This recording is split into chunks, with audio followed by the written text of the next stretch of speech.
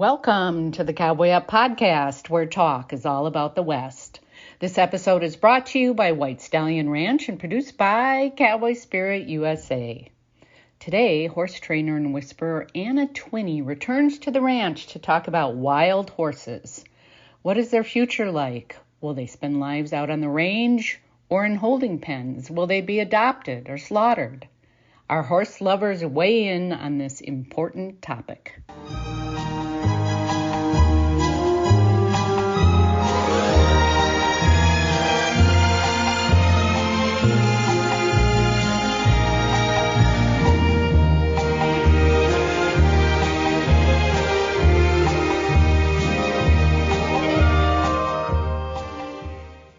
Alan, good to see you. How are you? Always good and happy to be here. That's my standard answer, and it'll continue to be. I hope it never changes. So we conned Anna to come back another day and do another show since she's in Tucson, and we always enjoy when we get people in person. We're going to talk Mustangs, and, you know, we talked about it on a different show, 1,600 Mustangs, gentle, trained, fixed, combination of any of those three, 10,000 overall horses, gentle, trained, fixed. Sometimes she's the seventh trainer to take a swing at fixing a horse, she tells us. But we're going to talk about Mustangs, and of course often called wild horses, feral horses technically, but America's wild horses. And I know that's a big deal for you because you're the only guy ever to ride in front of 1,500 thundering Mustangs. Well, yeah, and a little bit of background on that. I stuck my head in the noose one time and got assigned 1,500 wild Mustangs to take care of because the government had them in Burwell, Nebraska, had them in pens there, you know, and just in feedlot. And I said, well, I've got this fabulous 35,000 acre ranch in South Dakota, and why don't we take those horses out of confinement and turn them loose on that ranch under my supervision, and I'll make friends with them. That was necessary because I could envision those horses knocking down the fences and running all over South Dakota, and I didn't want to face that problem for sure. It's not a neighborly. It's not a good neighbor There's situation. So many things wrong with that, I can't even tell you. So I said my first condition is that I make friends with the horses and they feel like this is home. And if I can get them to where they know me and they feel comfortable with me and feel comfortable with the ranch, I'll do this. But if I can't do that, come get your horses, because I'm not going to take responsibility for stocking half of South Dakota with wild horses. Vast unintended wildlife, and wild horse. So that's how we got started, and now how I got started in making friends with them. And one of the things that I did, which we didn't talk about in the broadcast, is one of the things I trained them to be friends, you know, and so I could ride in the herd and I could get as close as from me to you, and they'd look up and say, oh, it's you, what do you want? Didn't get my hands on them, but that wasn't part of the training. But anyway, they weren't frightened and run to the other end of the pen every time I, you know, walked in, so I had made friends with them. And so anyway, but have to be concerned with the nation's population of wild horses and how many can we support and how many can, you know, part of in confinement, but, you know, part of out on the range and which ranges. And if you want to have more horses, then are you going to take some cows off and make room for the horses, or, you know, take your national parks where there aren't any now and put them in there, and questions like that. And I don't have all the answers, but anytime you bring up wild horses, those kind of questions really arise, and they need discussion and they need some answers. Well, we have an expert, and Anna's, you know, she's kind of alluding to the SAFE Act and several other things, and maybe we'll just start with that. Yeah, there's been a lot of talk around the SAFE Act, and the SAFE Act of 2023 includes amending not for human consumption, and yet there seems to be one word missing, and the word would be animal consumption. And as it stands, there's a belief that we don't use horse meat for animal consumption. And to the degree where Scott Beckstead was looking at Colorado and the big cat sanctuary, and there's major claims stating that the big cat sanctuary will not use horse meat. And yet when you start to delve deeper and you start looking at Purina has, since March 2023, has a section in China that one could be looking at horse meat going to China. And so, of course, you think, where are the dots to put this together to go horse meat, Safe Act, etc., etc. But this, I believe, is a longer-term plan to bring these horses not just out of these what I call concentration camps, but holding pens, but also off of the range. The roundups are not slowing down that much. And with the Safe Act, it was meant to be voted in this fall. I think it's January now. If we don't get this one word in there, it opens up to all kinds of possibilities. Now, possibilities of what sort? Of returning to the fact that we have over 50,000 Mustangs in holding pens and they're classed as unwanted horses. They have stopped the tip training program. It's finished. And they don't have many other solutions to get these horses out there into homes. What was the tip program? Want you to... individual people could sign up to become a tip trainer. There were no pre-qualifications, even though if there were applications. And so it didn't matter if they were horse trainers. There's this belief that Mustangs are horses. And while a horse is a horse, we don't look at dogs and wolves the same, but we tend to look at Mustangs and horses the same, and that's unfair because the Mustang is a wild animal and a wild horse versus a domestic horse, and they think differently and they get trained differently. So therefore the tip trainers would come in as horse trainers. Can I interrupt you? Believing they could do it. Yeah. You said they think differently and they're trained differently. Yeah. You would say both that. You wouldn't say that their activities being different is a matter of training and not of thought process? No, I've noted, while people may say a horse is a horse, for me, you can't take the wild out the horse. That's what I've seen with the wild Mustangs. You'll always keep the wild in the horse. It's going to show up somewhere. And to ask an individual to transition from the wild into domestication is a huge ask. When you look at what they eat, how they move, how they roam, their herd dynamics and their family dynamics, all of it is a huge ask because they weren't born in domestication. How many generations would it take for them to make the jump? That's a great question. And what I've noticed is the BLM have tried that. They've tried different ways to look at what if we take the mares off primarily and so they can't breed. Well, then the mares that you keep on there are gang raped. Congratulations, that's what happens. What if we take the babies off? Well, now we don't have the offspring. What if we breed for color? What if we do all these different things that they've tried?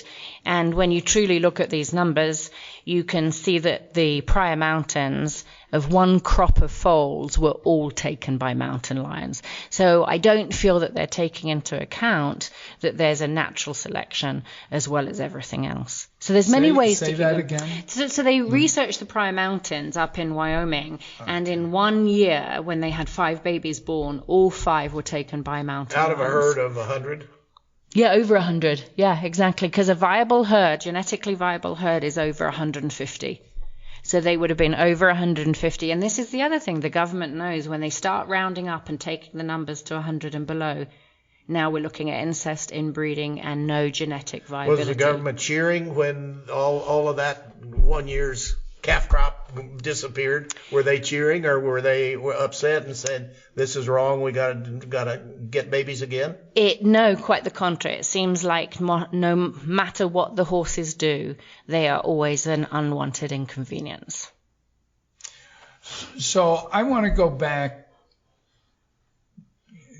to the question that Alan asked. So you said a wild Mustang is you don't take the wild out. Is that a quote? Yeah, it's a good quote. Well, okay, so you don't take it out. Mustang. We've got some here. They take our guests. They're wonderful. Yeah. I'm not disagreeing. You don't take the wild out. I'm just saying that they can. They can adjust. They can be super. Yeah. But then his question was, if you take them off and breed them, in a domestic scenario, does that change things? So that's really a nature versus nurture question. Yeah, right? I want to go right to that. That's what that question where I is. want to go to. So is it nature or nurture, or more likely both? I love that. So I looked at that also for 25, 30 years. And let me divert a bit, because one of my things that I looked at that I would think you have too was, can you make a leader out of somebody? And there were statements to say you couldn't. And I wanted to prove everybody wrong in a human, to go, I can make them leaders. I can get them to carry the torch. And it took me this duration to go, you can't. You can bring leadership out in a person, but you can't make them a leader if they're not. Well, that now makes it nature, not nurture. So the same I saw in horses over this period of time, to go, can we nurture them into being a natural born leader? No, we can get the leadership pieces out of them for sure and encourage them. But if they're born a leader, that will come out at one point in time. Well, but logical question from what you just said. Let's say that the pecking order of the horses is like a ladder, it's got a bunch of rungs on it, and the top one is the leader of the herd. He falls off and breaks his neck. The next one raises. Is that environmental, or is that by training? Is that, how does that occur, and will it always occur? One day will number 40 on the list be on the top? No, I've watched them, as have you. And I've watched them in Australia, where the lead mare got ill and number 2 stepped in, and she was frantic and nervous, and she wasn't built to be able to lead. She could substitute, but she made herself sick until the lead mare came up. One example. There's also talk and debates on this when you see charts and graphics to go, actually, this was one graphic. It said there's no such thing as herd hierarchy in horses. They're all one big community. They're not one big community. I'm on your ship on that. Go and look at the wild. There's always a leader. And Who said this anyway? Quite a famous behaviorist. Really? And I posted it on my Facebook page to say it's not even not my experience. She's seen horses? Yeah, she studied horses, and it was this thing of, no, they have the herd hierarchy. And if you watch, let's say you watch 10 herds in the wild, 9 out of 10 are most likely going to be passive leaders. The 10th will be a dominant leader. Because I questioned too. I went, why did Monty Roberts, Pat Pirelli, John Lyons, Buck Brenneman, why did they choose dominance? I've looked at that. Why? Because it's easier to teach. Yeah. Well, it's easy to identify, too. Exactly. So they chose the 1 out of 10 to go easy to identify. He pushes the mares around. Natural leader. How can we study the passive ones? There's nothing to see because it's from inside. A natural born leader leads from inside. How the hell are you going to teach that to students, right? So then you look at it to go, well, you chose the dominant one because horses like to live in comfort. Minute, you chose. They chose. They did. Yeah, okay, they're meaning you. I didn't mean to correct you, but I did. Yeah, they chose it because it's easier to study, easier to teach, and here's your punchline. Horses don't like to live in discomfort. They move out of discomfort into comfort. So no wonder you're negative, and punishment works, because no horse likes to live in discomfort. So it was in the sign of the times in the 1997 when the door opened to go, let's choose that. But truthfully, when you watch these wild horses, a true leader is authentic and aligned. He knows who he is from inside, and he doesn't need to dim somebody else's light to shine. So yes, I've noticed that it is handed down from leader to leader. My horse Excalibur is a leader of leaders. 3 swirls. And his father, who's a Spanish registered Mustang, was part of the Spanish Conservancy before Emmett died, who'd run it for 50 years. Unfortunately, it's now dissolved because his daughter wasn't able to keep it going. Very sad. Excalibur's father, Charlie, died during a battle saving his herd with a mountain lion. Died. 2 herds came together. Both stallions knew there was a mountain lion. They must have discussed it. One stud stayed behind. Charlie went forward and lost his life in the battle. Now tell me there's not a high-ranking horse. Because he left his family with the other stallion. He didn't leave his family with anybody else going, okay, low-ranking person, nurturer, you go take care of these babies. He left them with another stallion. Excalibur was raised with that. He was raised to become a leader, and he's a natural-born leader on my property. He's the gatekeeper. He will lead. He's 14-3. He's a leader of any stallion on our property. That might tell me that him giving the authority away is another definition of leadership. Exactly. What does a good leader do, right? Well, I don't know. I'm phrasing that as a question. Yeah, but I'm with you. A good leader is willing to lay their life on the line. Okay. A good leader will lead from behind because they want everybody else to fly. But when necessary, they go out in front. Yeah. There you go. Okay. Yeah. Oh, well, I like that vision because it's easy to see. It's easy to get in my mind, to see a leader being a leader. Yeah. A leader so I want to clarify how you saw my question. So I asked you, is it genetic? Is it nature nurture? Yeah. Were we talking about a specific horse? Because I'm a big believer in nurture versus nature. I mean nature versus nurture. I'm big believer in genetics, hereditary traits, whatever. So you're talking about wild horses as being different genetically in terms of behavior, not just individual horses that are leaders, not leaders, this, that. So do you see what my question is? Yeah, I've watched them. I was in Australia and I watched a herd and it was incredible. There was a 6-month-old colt outside the herd and he was being groomed to be a leader. So he wasn't just kicked out the herd. He was kicked out over 6 months to stand on his own feet. So then you start to learn that they don't reach coming of age at 18 months and you get kicked out. They were nurtured.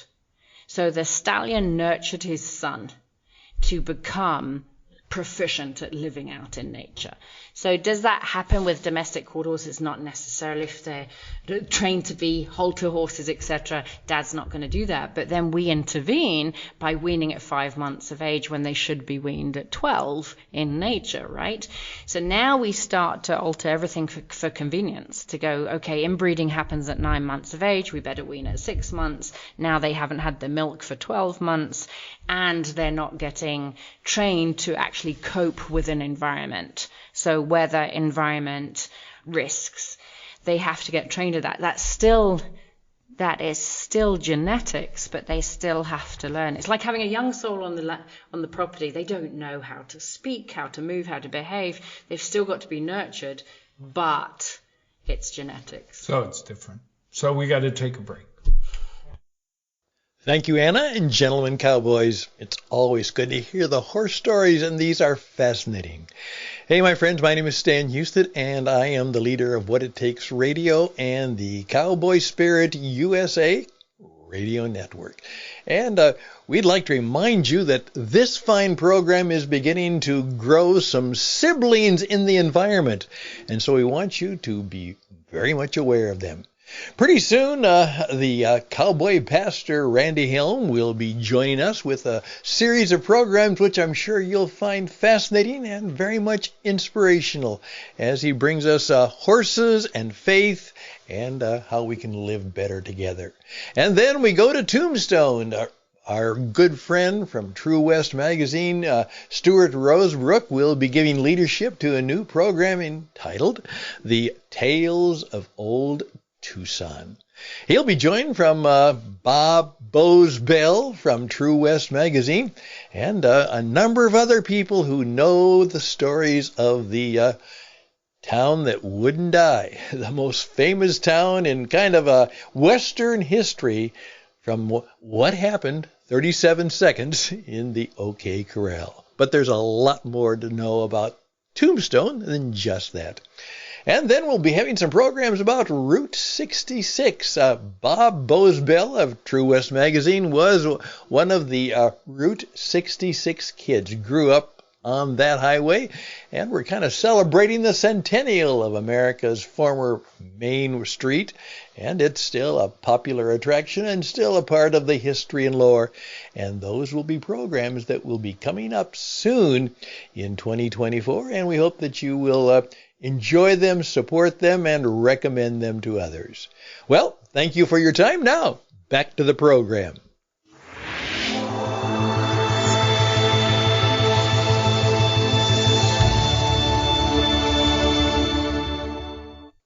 Safe Act, we kind of left it behind. We got into this age-old nature-nurture thing, and I love that stuff. And I have some questions about that to come back. But we want to talk about this Safe Act. And so we're missing a word. We need to get in animal consumption because it's prohibiting human consumption. Correct. So here's the thing. I find it. I've never been really into advocacy work. My work has always been the language of the horse, and I got called into New York to help with a horse called Anarchy. She's from the Anarchy herd, and a beautiful rescue that's done advocacy their whole life. What's the Anarchy herd? Anarchy. I think it's Utah. Okay. Idaho or Utah. Wild horse. Yeah. Okay. So she got rescued. She's a lead mare. Funnily enough, she's a lead mare, so she lost her home, her family. She lost everything to be in New York, and they couldn't touch her. In a herd in New York. No. One guy had her in a round pen and then said, I can't have her anymore. So she got brought in by the non-profit called Equine Advocates. Separated from her base herd, hauled to New York, not amalgamated into other horses or other herds or anything. Well, what else could happen besides a wreck? But I mean, this is 1,000. Heartbreaking. This is 10,000 times story, right? A horse is adopted, and that's they end the up where they don't belong, right? They've lost everything, and then they get chased around a stupid round pen because people think they're domestic, that you can chase them, when in fact they're gonna die a lot of the time before they give up, and that's what makes them different. They're gonna fight back or run till they can't run anymore. So the roundups, they've run the hooves off these babies, right? They've jumped out of pens. Cloud, the really famous Mustang, faced up to a helicopter for his herd. I mean, the stories go on. So Anarchy was rescued, and the rescue couldn't handle her because they don't know wild horses. So I got flown out there to help. And in doing so, here I am, a Mustang advocate, and I learned that the Safe Act is a wolf in sheep's clothing, is a good way to say it. And so when you start to really read it, the Safe Act itself is awesome because we're helping horses, but there's one word missing. And so while it might say, let's abolish human consumption, it needs to say animal consumption, because we would have wildlife parks and big cat sanctuaries and dogs and cats where this meat could find itself there. And so individuals might come back where there's no market for this. There's no market for the horse meat. Well, hold on a minute. We might be bringing horse slaughter back to the United States where we could keep a handle on it. Horse slaughter, according to Susan Wagner from Equine Advocates, was at 400,000 a year. The max, the height of its time. 15 years ago or whatever. A while ago. And then when it went across the border, it's down to under 30,000 now, because they have to somehow get the horses across the border. So it's reduced. So we've gone from, let's say, max 400 down to 30,000. We start bringing horse slaughter back. I think we're mistaken to think that breeders wouldn't now breed for slaughter, and unwanted horses wouldn't suddenly disappear because it's convenient. Fish and Game doesn't have any regulations anyway, and in Wyoming, 1,000 horses were taken off Fish and Game, 1,000 were taken off the Native American site, and the rumors, more than rumors, because I spoke to the ranchers that had witnessed it, said that meat was being shipped for human consumption across the border. It was shipped alive across the border. It was being shipped to Mexico for human consumption, and it was shipped alive to Mexico and then killed there. Okay, and it makes a difference. And I'm curious because there's across the border, there's slaughter in Canada, right? Canada and Mexico. Yeah, and Canada's looking to change their laws. So the latest is Canada's looking to change that to cease. I can't tell you exactly. They eat it. Yeah, but they're changing the laws. However, I think people reading this act, they're not reading it close enough. They're reading the big letters and not the small ones with the animal consumption, which would mean $1 billion is being allocated to the tribes across the United States to open slaughterhouses. $1 billion. And we know that the Yakima and the Warm Springs have agreed to take that money. They are situated on the west coast of the United States. The Yakima and the Warm Springs are the closest to Seattle's port, and Seattle ships to China. And Yakima and Warm Springs are tribes. Tribes. So this would happen on reservation with Correct. $1 billion federal dollars supporting Correct. it. Is that correct? Yes. And I think most people know this, but reservations are places with certain levels of sovereignty. Yeah. So they, do you know? I mean, would they be subject to the regulations that the rest of the U.S. would be? No, it's my understanding there would be no regulation, and beyond that, it's also my understanding that we can't enter the reservation and put footsteps on there. We would not be welcome in these areas. And so we could not get the press in there. We could not get us in there to regulate it. And no, I understand they don't have to abide by our laws. And in my time, when I visited many reservations, they've been very happy and proud to show me the chutes of where the horses have died and broken their necks.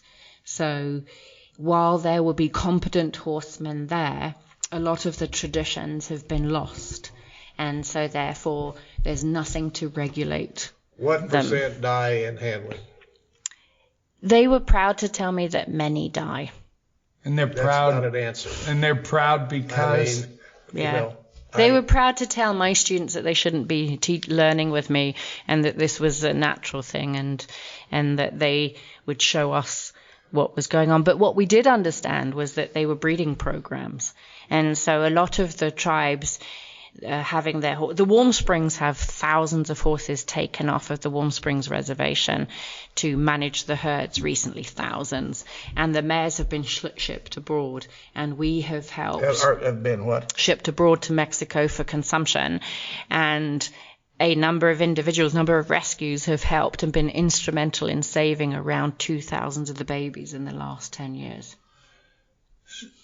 When you said they were taken off the Warm Springs, by the Warm Springs choice or Yes. the federal government's choice? I think they had to downsize. They internally Less recognized acres that- or less Yeah. acres or just too many Fewer horses? horses. Too many horses. On a And given- and there's arguments that the horses are coming in and spoiling the ecosystems and so on.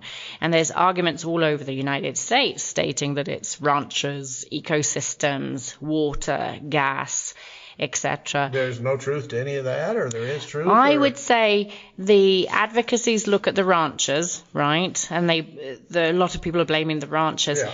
I've not found that. I've got good friends in ranching, and it's been good. Neither have I found any starving horses in my career. I've never seen that. But I have seen that the horses have been removed for oil and water and for recreation as well, that we can create recreation out there. I want to add one more. And Yeah, I've been please out do. there. Please do. I've seen a bunch of overgrazing where they haven't removed enough, and there's, Can you 200 horses. Tell me the state. Which state was that in? Well, Nevada. Okay. But there's, these are approximate numbers, not Yeah. me out there counting them, but, there's 200 horses on a piece of ground that would run 100. Yeah. And I'm not sure what the answer is, because who pays the debt in that is the land.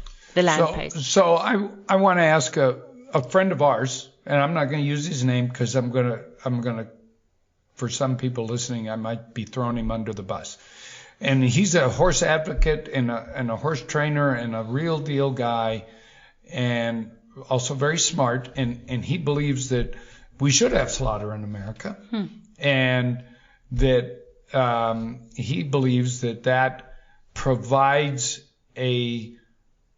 if it's in the United States, a reasonably sensitive way of getting rid of horses that aren't wanted versus, I mean, I don't know what I've seen. I'm sure Canada does it very nicely, but Mexico, I've seen the videos that unless they're contrived, it's a horror show in some cases. Do you believe that it's a horror show? I think people couldn't watch it. It'd be so horrific. Yeah, it lives with me a little bit. Yeah. So we can agree that maybe there's some really bad practices south of the border in this slaughter business.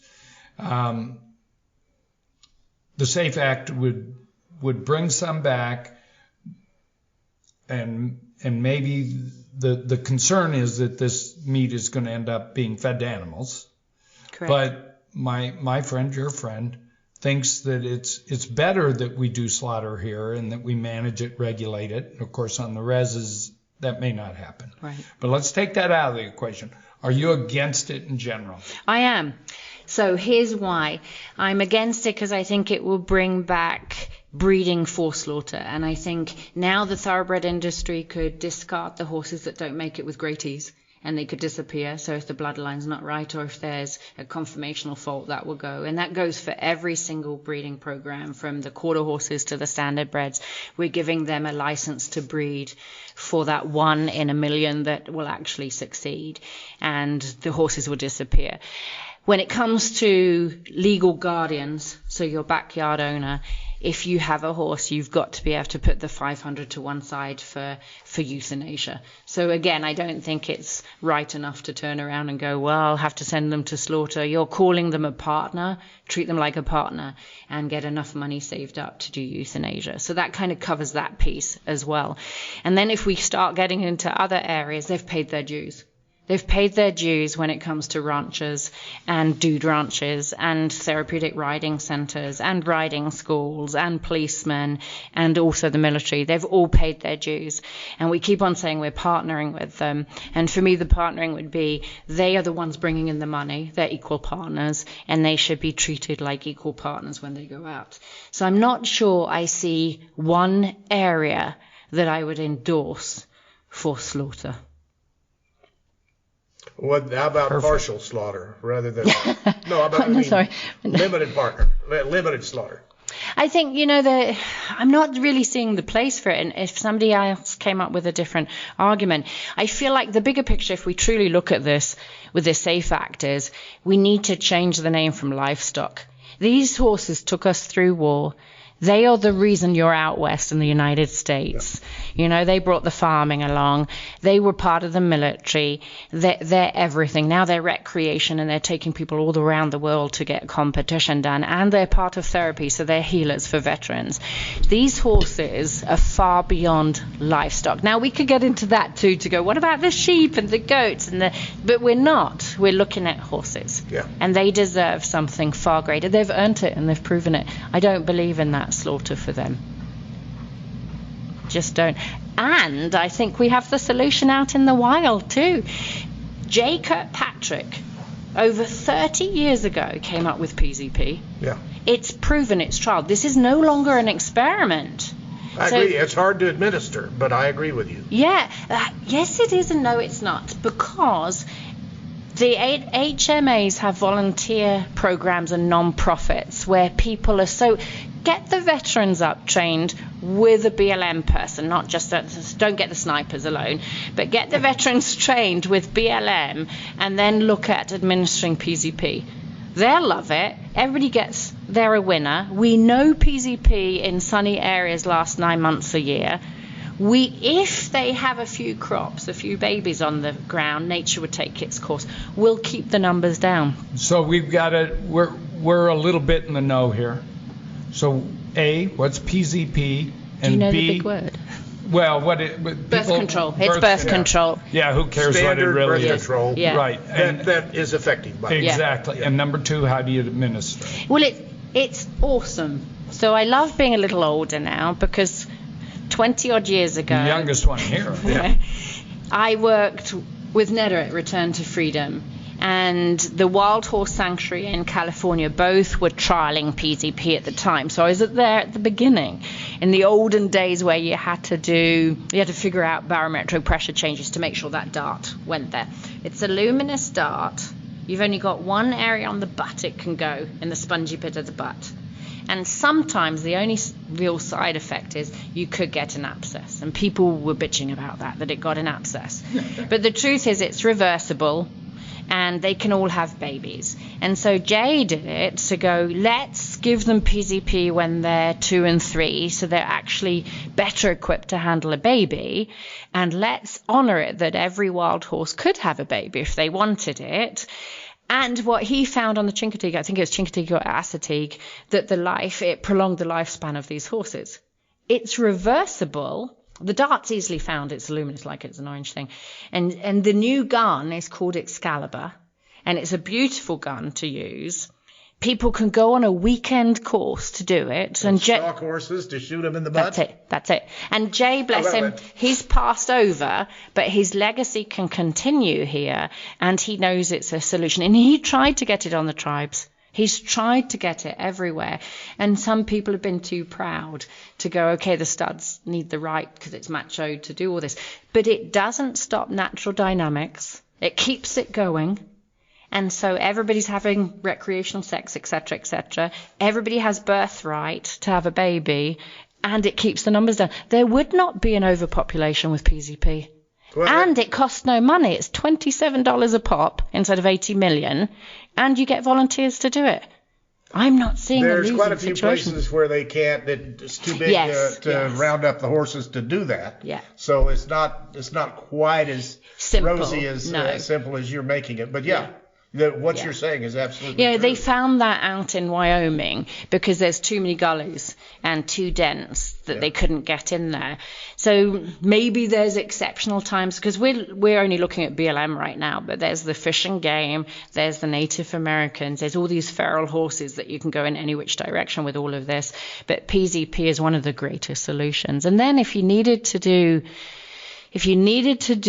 not the helicopter roundup and you were looking at bait trapping instead, now you could get somebody that was really invested in the wild horse to look at who we bait trap. They've got so many failed programs, they must have some success. Bait trap. It's actually the kindest removal I think one can get. And imagine the McCullough Peaks. There's 100,000 acres, and there might be the water going through. So they bait trap by creating a corral, so the horses have to get to this area. They've cordoned off all the water, so they have to come in there, and that gives them better feed than what's out there. And they corral them. You leave the gates open most of the time, and then you close the gates at the far end when you're ready to get right. Yeah. So it's just like a cow trap. Yeah. And it's probably the kindest way you could do it. Way cheaper. But there's some little problems you didn't bring up. You bring all the horses you can gather, some of them get away. So then next year you don't know which ones got away, which ones you dosed. Are you double dosing? Did you not do this? And so I'll tell you, those volunteers are pretty on it. They don't have fingerprints. No, they don't have that. But the volunteers love logging horses, and you can ask any non-profit organization. They can tell you the lineage of that horse, the markings, everything. I love it. So it's really neat. There's people wanting to make a difference in the wild horses' lives. So I'm liking to hear that. Yeah, and so when you hear that it's 80 million for them to be in these camps, and it's 27 a pop times whatever we have out there, you realize it was never about the money, because it's way less to use PZP. It's never been about the money. It's always been about water and gas and natural gases and development. It's never been about the money. It's also about competition for grazing. Yeah, exactly. You have your list, but it's not about the money. Yeah. It's cheaper to keep them out there.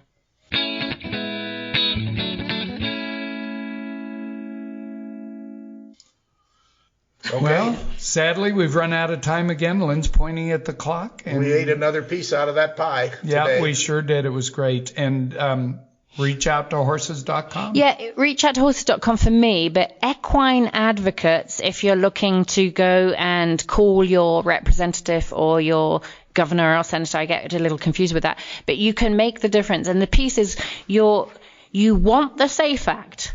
We're not opposing the SAFE Act. We want to add the word for animal consumption in there, because this opens up a can of worms, and it's not as clean cut as people think it is. So look to add that word and contact the government to make that change.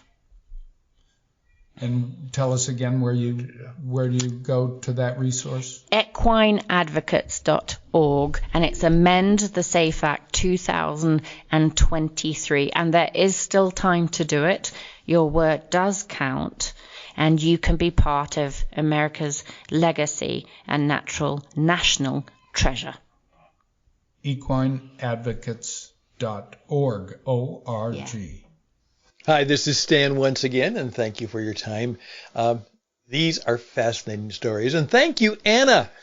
You've been more than an occasional guest, and the reason is because you always have such wonderful things to tell, and I hope you'll come back again with the stories of the horses. Hey, we also want to encourage you. 24 is going to be a challenging year in many ways, but we want to help you with whatever interests you, or perhaps things that you want to say, or perhaps you have a good cause. Right now, we're working with a number of organizations who know that right now, if they want to get their story out, if they want to sell their good products and merchandise and services, and perhaps rally people to a good cause, that the audio podcast is one of the better ways and growing ways to do just that. Remember, if it's important, it really needs to be heard. Those brochures and all of those papers things, they will help people.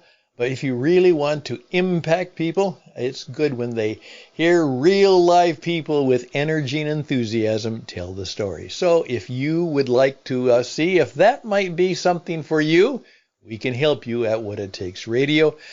Just reach out to me at stan@witradio.net. That's Stan, S-T-A-N, @witradio.net. And you know, as I keep saying, in 24, it's time right now for you to take your encore of your knowledge, experience, and great stories and be on the radio.